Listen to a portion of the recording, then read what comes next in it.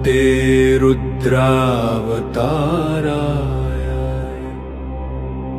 सर्वशत्रुसंहरणाय सर्वरोगहराय सर्ववशीकरणाय रामदूताय स्वाहा। ॐ हं हनुमते नमः। ॐ आञ्जनेयाय विद्महे वायुपुत्राय धीमहि तन्नो हनुमत् प्रचोदयात्।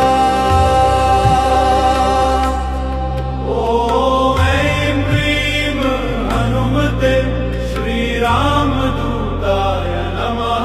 ॐ श्री संकटमोचनाय नमः।